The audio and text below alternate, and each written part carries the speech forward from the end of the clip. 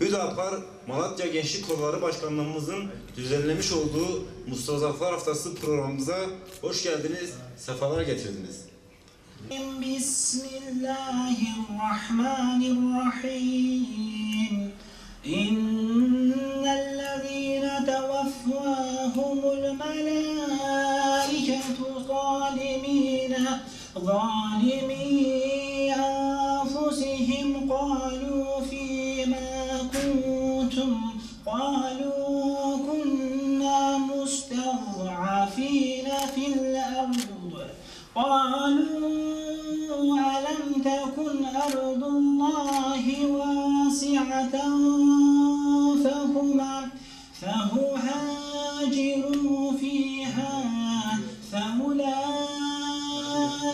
مأواهم جهنم وساءت مصيرا إلا المستضعفين من الرجال والنساء والولدان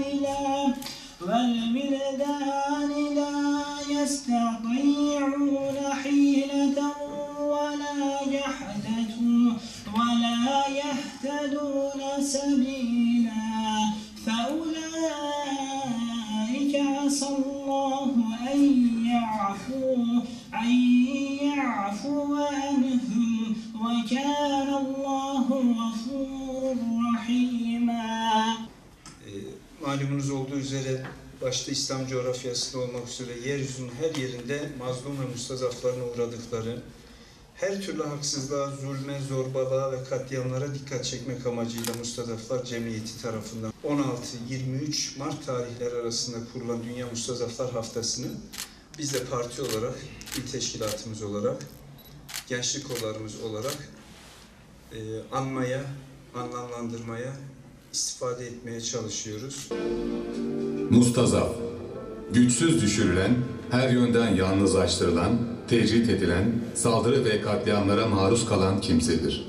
Mustazaf, Allah'ın yeryüzünün varisleri yapacağı müjdesine nail olandır. Müstekbirlerin yönetimi altına düşüp, bundan kurtuluş için Allah'a yalvaran ve bu arayışından dolayı zorbaların zulmüne maruz kalan, zalimin zulmü karşısında metanetinden, direnişinden ödün vermeyendir.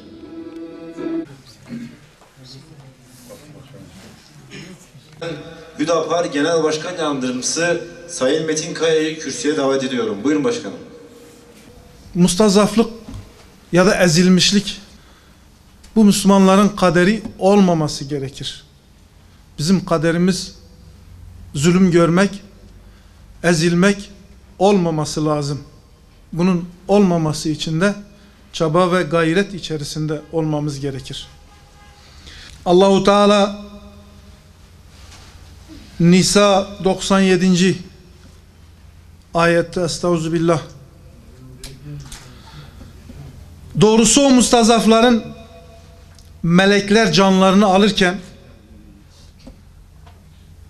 neden bu durumdaydınız diye kendilerine soruyor melekler o mustazaflara. Onlar da cevaben biz yeryüzünde ezilmişlerdendik.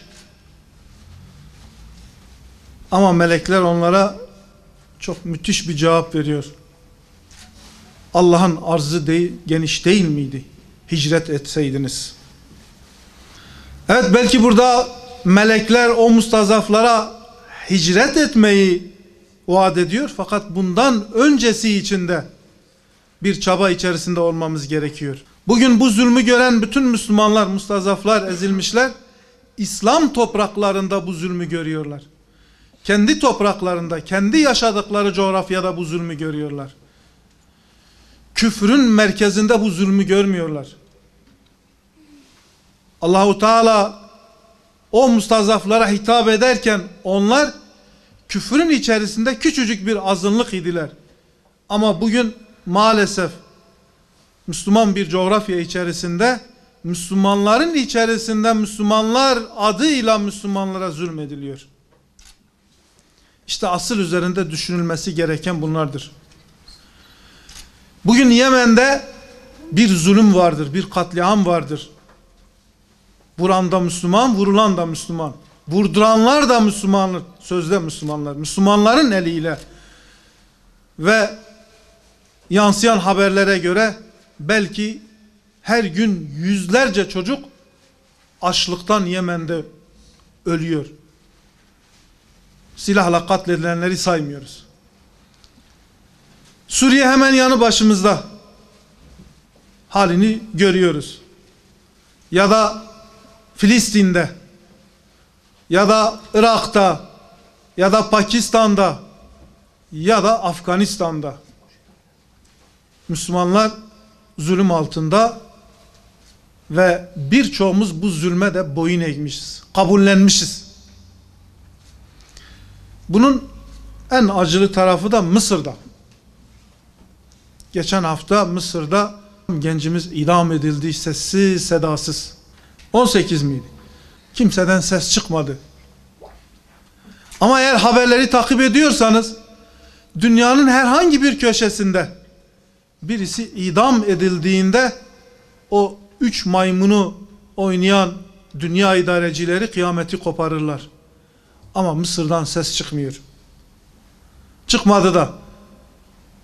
Müslümanlardan da ses çıkmadı. Mısır'ın Rabia meydanında bir günde 2500 Müslüman katledildi. Bir günde. Hiç kimseden ses çıkmadı. Müslümanlardan da ses çıkmadı. Biz hep sessiz kaldık. Peki Gazze'de ne oluyor? Çünkü küfür asla senin sessizliğine sessiz kalmaz. Alıştırdılar bizi. Siz mustazafsınız. Siz garibansınız. Sesinizi çıkarmayın. Bu kadar. Biz de çıkarmıyoruz. Çıkarmadıkça bu hale geliyoruz. Bakın, Müslüman coğrafyanın dört bir yanında kan dökülürken ses çıkmıyor. Evet, bugün biz Ukrayna'daki, Rusya'daki savaşa da karşıyız. Ama orada dünya bir olmuş ve basına işte mavi gözlü, sarı saçlı çocuklar diye lanse edilen onlar için ellerinden geleni yapıyorlar. Oradan kaçan o gariban insan fark etmiyor. Kaçanları çiçeklerle karşılarken Müslüman coğrafyasında savaştan kaçan Müslümanların botlarını denizde batırarak onları katlettiler. Ya da sınırda elbiselerini soyarak, donarak can vermelerine sebep oldular. Daha niceleri. Bu şekilde devam ettikçe bizim mustazaflığımız devam edecek. Hani görüntülerde gördünüz ya, o 13-14 yaşındaki çocuk gözleri bağlı onurlu bir şekilde Siyonist askerlerin arasında başı dik gidiyor. Biz böyle olmadığımız sürece bizim mustazaflığımız devam edecek. Ezilmişlik, mustazaflık bizim kaderimizin olmaması gerekir. Sünnetullah budur. Allah Resulü Aleyhisselatü Vesselam da hayatı boyunca hep buna dik durmuştur. Zulme karşı bir direniş vardır. İşte bu zulme karşı biz bu karşılığı vermezsek, bu direnişi göstermezsek zulüm başımıza sürekli yağar. İslam coğrafyasına bakın. Müslümanlar nerede sessiz kalmışsa orada zulüm kat kat artarak devam etmiştir. Nerede zulme karşılık vermişlerse, direnmişlerse, evet zorluk görmüşler, evet sıkıntı görmüşler ama o mücadele mutlaka neticeye ulaşmıştır. Allah-u Teala'nın vaadidir. O adildir, adalet sahibidir. Eğer biz mücadele edersek, gayret edersek o mutlaka vaadini yerine getirecektir. Dünyanın dört bir yanında, Bosna'da, bir zamanlar Çeçenistan'da ve son olarak da Afganistan'da küfür dize getirilmiştir.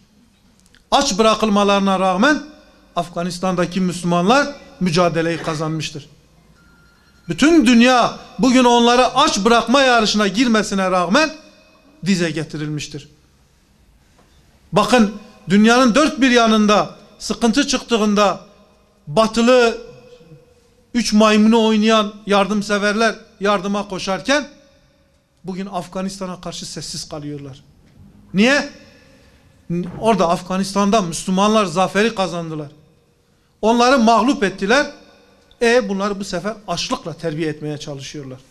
Allah'ın izniyle de orada başarılı olmayacaklar. Ya Rabbel Alemin, günümüzü hayır eyle, dualarımızı kabul eyle, günahlarımızı affeyle, bize merhamet eyle, bizi bağışla, bize acı ya Rabbim. Acı çeken kardeşlerimize, dünyadaki bütün mümin kardeşlerimize vahdeti, birliği ve beraberliği nasip eyle ya Rabbim.